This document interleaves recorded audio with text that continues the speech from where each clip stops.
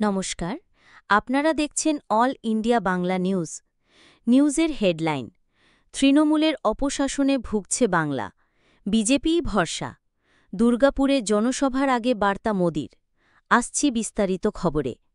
তৃণমূলের অপশাসন চলছে পশ্চিমবঙ্গে, এখানে একমাত্র ভরসা বিজেপি। পশ্চিম বর্ধমানের দুর্গাপুরে জনসভার আগের রাতে সমাজ মাধ্যমে এমনটাই বার্তা দিলেন প্রধানমন্ত্রী নরেন্দ্র মোদী।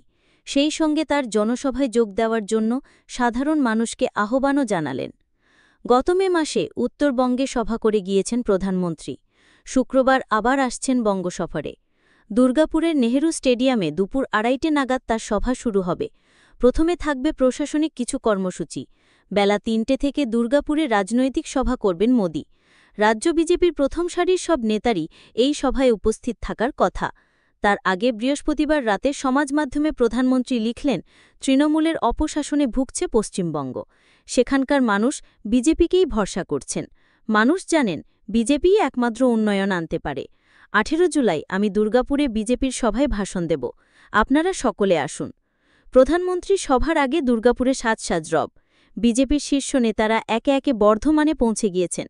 শুক্রবার সকাল থেকে দুর্গাপুরে বাড়ি বাড়ি ঘুরবেন প্রাক্তন রাজ্য সভাপতি তথা কেন্দ্রীয় মন্ত্রী সুকান্ত মজুমদার।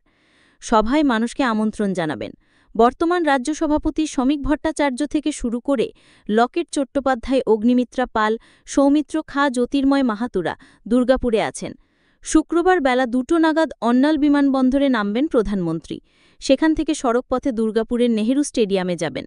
যাত্রাপথের শেষ 3 কিলোমিটার ধরে রাস্তার দুপাশে বিজেপি কর্মীদের জমায়েত থাকবে।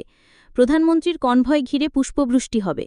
2:30 নাগাদ তিনি প্রশাসনিক সভার মঞ্চে পৌঁছবেন। তেল ও গ্যাস, বিদ্যুৎ, সড়ক এবং রেল সংক্রান্ত একগুচ্ছ প্রকল্পের উদ্বোধন এবং শিলান্যাস করবেন। তারপরে শুরু হবে রাজনৈতিক সভা। 2026 সালের বিধানসভা নির্বাচনের আগে প্রধানমন্ত্রীর এই সভার আলাদা তাৎপর্য রয়েছে বলে অনেকের মত। আজকের খবর এই পর্যন্ত। পরবর্তী খবর দেখার জন্য চ্যানেলটিকে সাবস্ক্রাইব করে রাখুন। ধন্যবাদ।